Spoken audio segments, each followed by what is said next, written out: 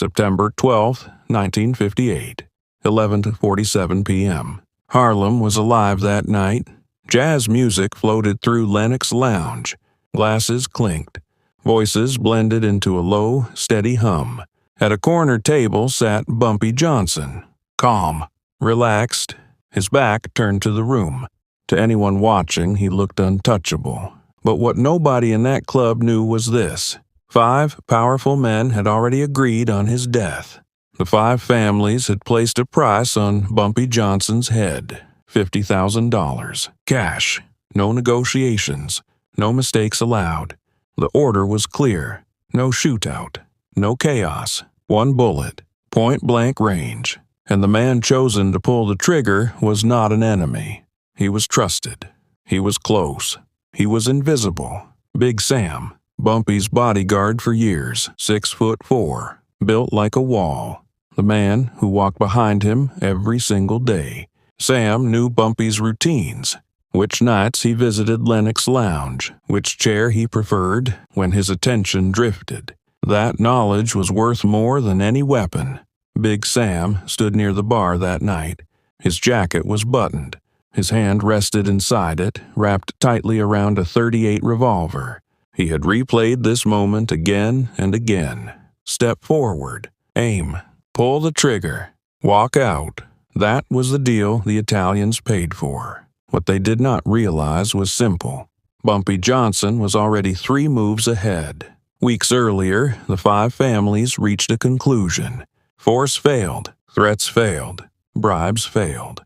Bumpy Johnson could not be touched from the outside, so they changed the board. If they could not reach him directly, they would reach the man closest to him. They asked one question: who does Bumpy Johnson trust more than anyone? The answer was immediate: Big Sam. Sam had been with Bumpy since the early 50s. He had taken bullets meant for him. He had stood guard while others slept. He had buried men who died protecting Bumpy's empire. If anyone could stand behind Bumpy without raising suspicion, it was Sam. So the families sent a collector, not a killer, not a soldier, a specialist. 3 weeks before that night, a black Cadillac pulled up outside Sam's apartment. The window rolled down slowly.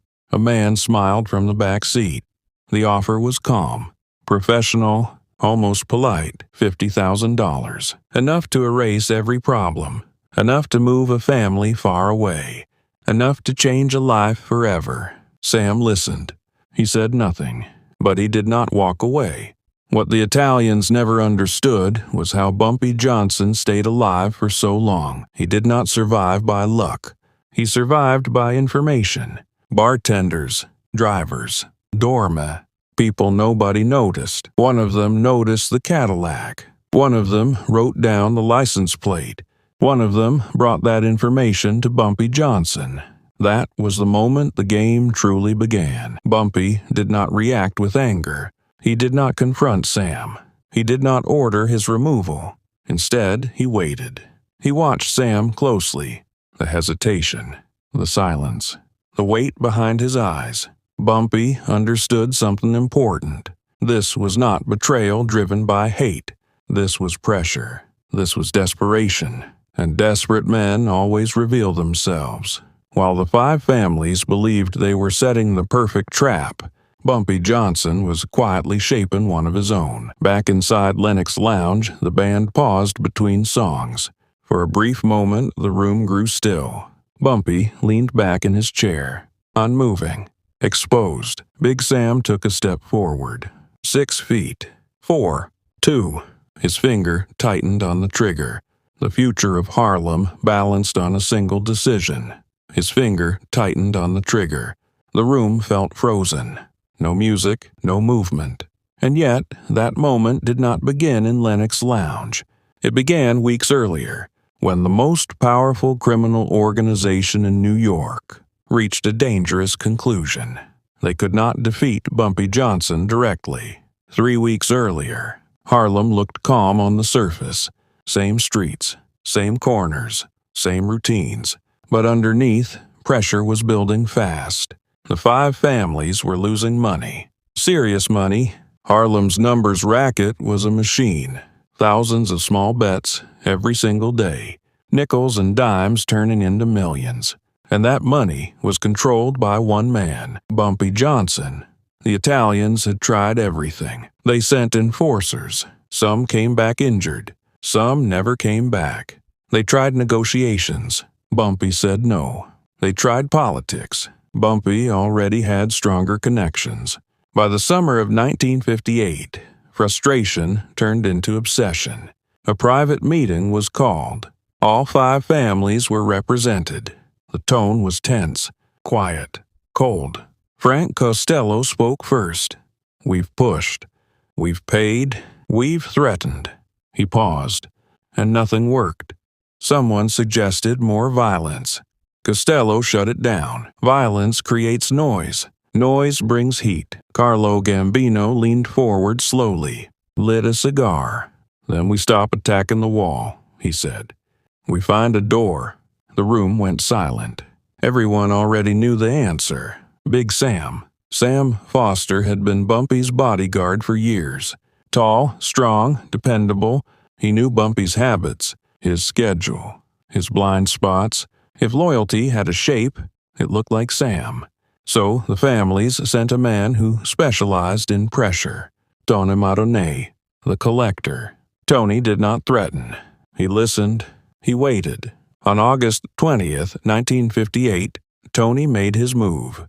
Sam was leaving his apartment on 132nd Street when a black Cadillac pulled up beside him. Clean, polished, out of place. The window rolled down. "Big Sam?" Friendly tone. Calm smile. Sam's hand drifted toward his waistband. "Who's asking?" "A friend," Tony said. "Someone who respects loyalty." Tony nodded toward the back seat. 5 minutes. "If you don't like what I say, you walk." Sam hesitated. Then he got in. Tony spoke slowly. "You protect another man every day," he said. "You risk your life for his empire." He paused. "But empires don't pay hospital bills." That sentence landed hard. Sam's youngest daughter had been sick for months. Tuberculosis, long treatments, endless costs. Doctors wanted payment. Hospitals wanted answers. Bumpy had helped, but help was not enough. Tony opened the briefcase. Neat stacks of cash. Perfectly arranged. $50,000, Tony said. Every bill paid. Every problem gone. Sam stared at the money. "For what?"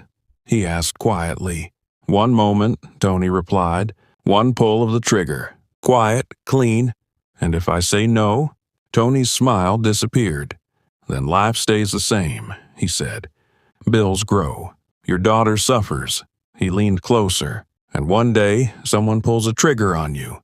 Sam said nothing. But when he stepped out of the car, the briefcase was still with him. That was the mistake, because Bumpy Johnson already knew. A parking attendant noticed the Cadillac, noticed how long it stayed, noticed who stepped inside. He wrote down the license plate.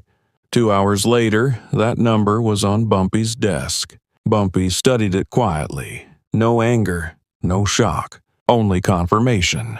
He thought about Sam. 5 years of loyalty. 5 years of trust. Most men would have acted immediately. A phone call. A body disappears.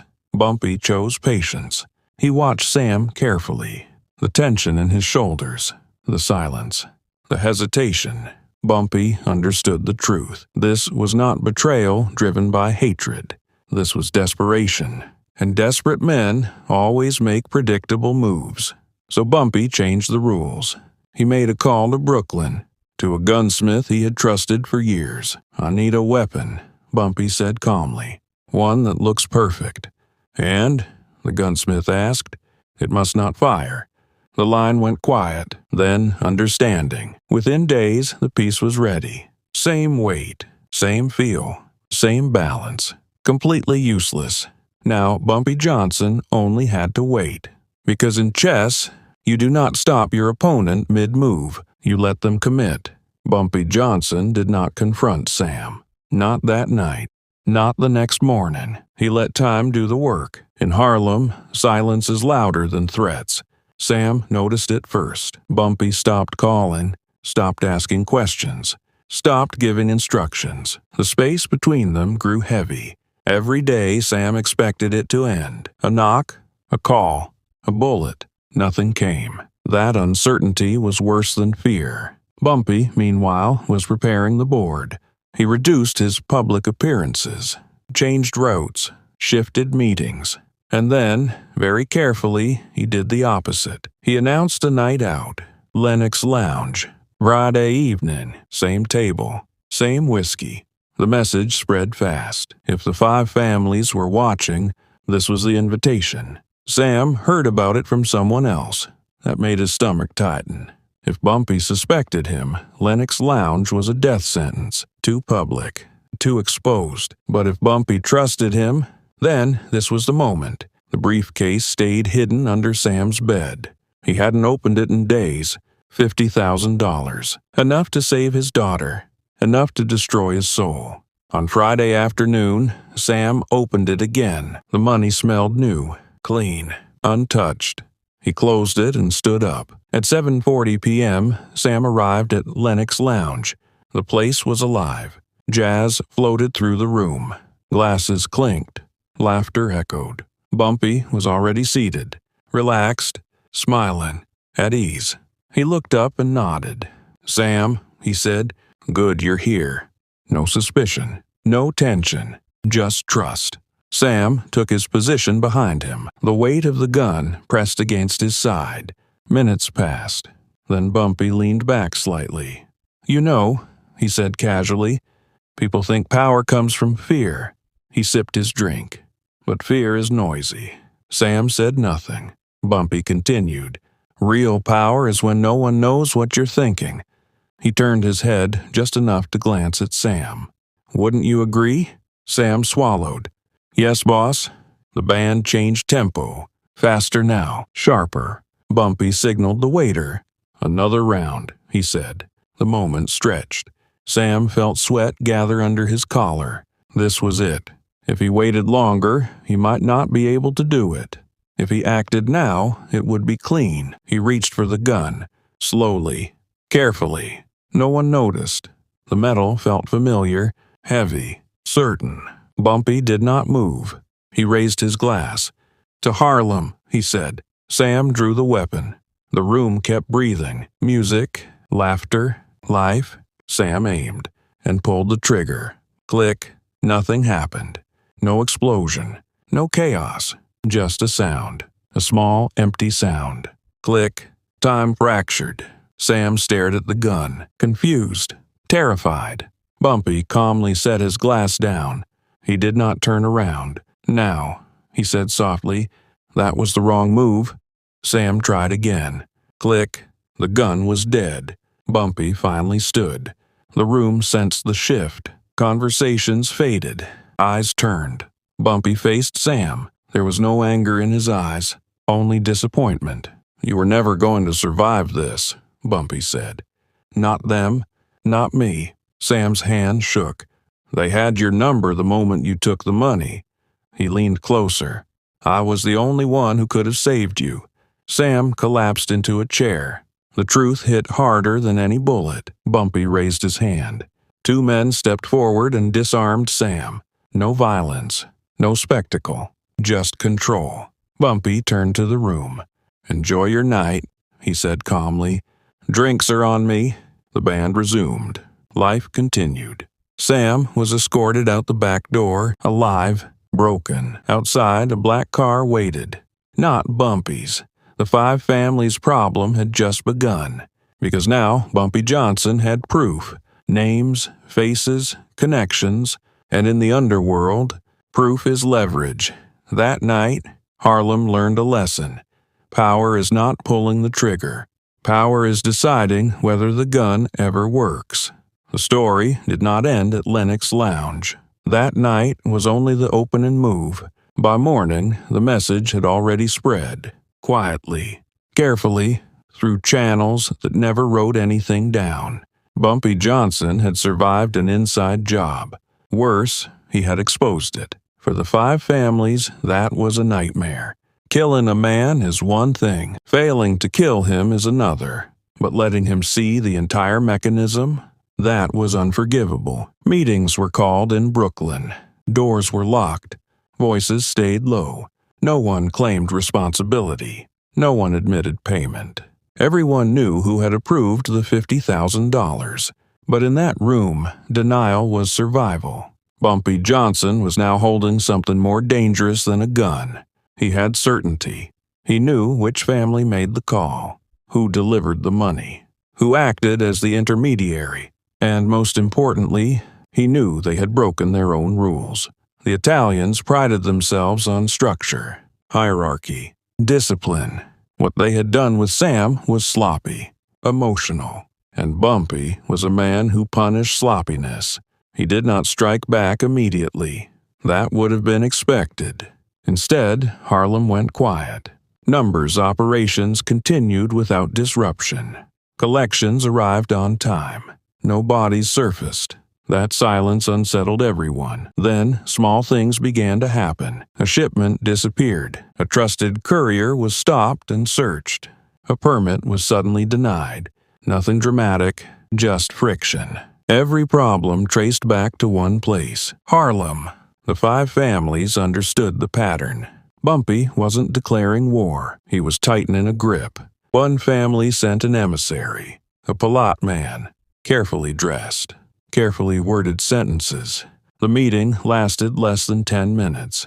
Bumpy listened, nodded, then said one thing. "You tried to remove me," he said calmly. "You failed." The man shifted uncomfortably. "That makes us even," the emissary offered. Bumpy smiled. "No," he replied, "that makes us unequal." The message was clear. From that moment forward, no contract would be placed on Bumpy Johnson without consequences that reached far beyond Harlem, and everyone knew it. As for Sam, his fate was quieter. He was not killed. He was not beaten. He was erased. No more bodyguard work, no protection, no access. Bumpy paid for the medical bills anyway. Not as mercy, as closure. Sam left New York within a month. Some say he went south. Others say he vanished into Pennsylvania. What mattered was this: he never spoke, because men who survive betrayal rarely want to remember it. Years later, when reporters asked Bumpy about the incident, he brushed it off. "Business," he said. "That's all it was." But people who understood power knew better. That night at Lennox Lounge changed the balance. After that, the Italians stopped trying to remove Bumpy. They negotiated. They compromised. They respected boundaries they had once ignored, because they learned something essential. Bumpy Johnson did not rely on violence. He weaponized patience. He allowed enemies to reveal themselves. Then he used their own moves against them. In chess, this is called Zugzwang, a position where every possible move makes things worse. That was the position the 5 families found themselves in, and Harlem noticed. From that point on, Bumpy walked openly. No heavy security, no paranoia, because the threat had shifted. Anyone who touched him now knew they would not just face retaliation. They would face exposure. And in organized crime, exposure is death. Years later, people would remember the click, that empty sound in a crowded room, not because a man failed to die, but because an entire system realized it had underestimated the wrong person. Bumpy Johnson once said that real power is invisible. That night proved it. He didn't pull the trigger. He decided who was allowed to. And that decision echoed far beyond Harlem.